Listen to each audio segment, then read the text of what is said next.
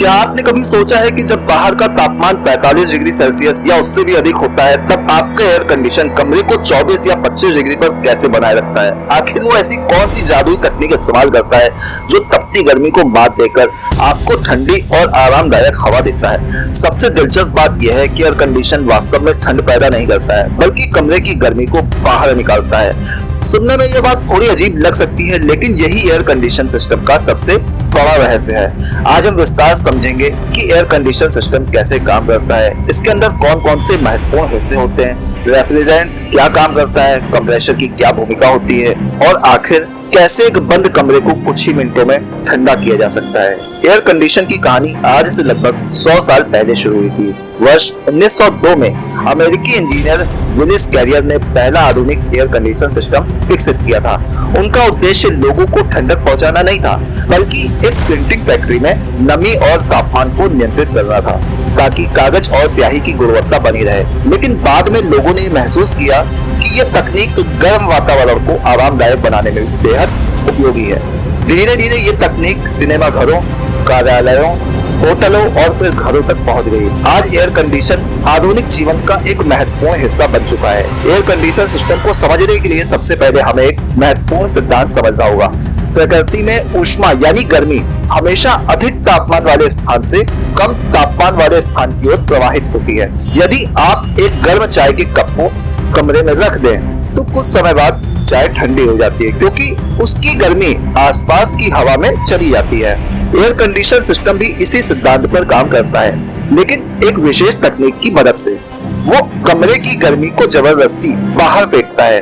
किसी भी air condition system के मुख्य भागों में compressor, condenser, expansion valve, evaporator coil, refrigerant और ब्लोअर फैन शामिल होते हैं। यदि इन सभी भागों को एक टीम माना जाए तो रेफ्रिजरेंट उस टीम का सबसे महत्वपूर्ण खिलाड़ी होता है। वास्तव में रेफ्रिजरेंट एक विशेष प्रकार का द्रव या गैस होता है जो लगातार अपनी अवस्था बदलता रहता है और इसी प्रक्रिया के दौरान गर्मी को एक स्थान से दूसरे स्थान तक पहुंचाता है। कल्पना कीजिए आपके पास एक ऐसा डाकिया है जो कमरे के अंदर से गर्मी का पैकेट उठाता है और उन्हें बाहर छोड़ आता है।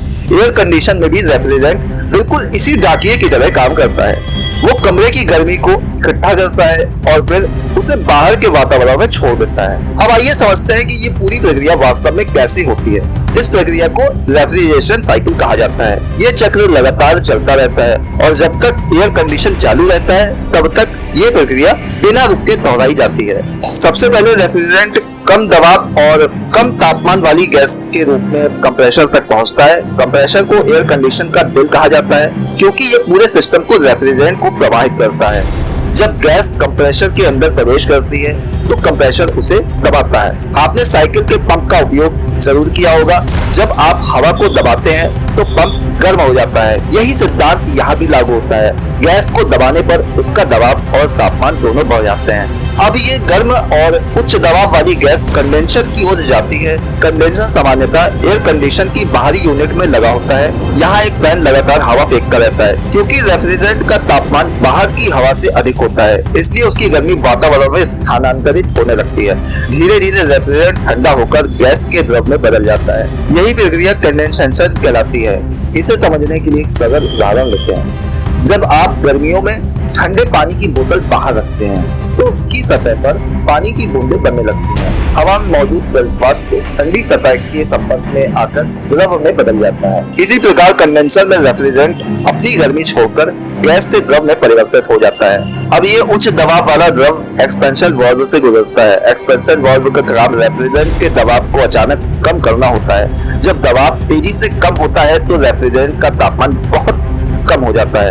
ये बिल्कुल वैसा ही है जैसे किसी स्प्रे कैन का उपयोग करते समय कैन ठंडे महसूस होने लगती है। दबाव कम होने के कारण तापमान भी घट जाता है। अब अत्यंत ठंडा रेफ्रिजरेंट एवापोरेटर कॉइल्स में प्रवेश करता है। ये कॉइल कमरे के अंदर वाली यूनिट में लगी होती है। यहाँ ब्लोअर फैन कमरे की गर्म हवा को कॉइल के ऊपर से गुजारता है। चूँकि रेफ्रिजरेंट का तापमान बहुत कम होता है, इसलिए वो कमरे की हवा से गर्मी को अवशोषित करने लगता है। परिणाम स्वरूप हवा ठंडी हो जाती है और वही ठंडी हवा वापस कमरे में भेज दी जाती है। इस चरण में रेफ्रिजरेंट द्रव से गैस में बदलने लगता है। इस प्रक्रिया को एवापोरेशन कहा जाता है। आपने देखा होगा जब शरीर पर पानी लगाया जाता है तो कुछ देर बाद ठंडक महसूस होती है। ऐसा इसलिए होता है क्योंकि पानी वाष्पित होते समय शरीर से ऊष्मा ले लेता है। ठीक इसी प्रकार रेफ्रिजरेंट भी कमरे की गर्मी को अवशोषित करके गैस में परिवर्तित हो जाता है। यहीं पर एयर कंडीशन सिस्टम का सबसे बड़ा रहस्य छिपा होता है। एयर कंडीशन कमरे में ठंड नहीं बनाता है बल्कि कमरे की गर्मी को हटाता है। यदि कमरे की सारी अतिरिक्त गर्मी बाहर निकाल दी जाए तो कमरा अपने आप ठंडा महसूस होने लगता है। इसलिए वैज्ञानिक दृष्टि से एयर कंडीशन एक हीट ट्रांसफर मशीन है। अब सोचिए यदि कमरे की गर्मी लगातार बाहर भेजी जा रही है तो वो गर्मी आखिर कहाँ जाती है? इसका उत्तर एयर कंडीशन की बाहरी यूनिट में छुपा है। बाहरी यूनिट का मुख्य कार्य कमरे से निकाली गई गर्मी को वातावरण में छोड़ना है। यही कारण है कि एयर कंडीशन की आउटडोर यूनिट के पास खड़े होने पर गर्म हवा महसूस होती है।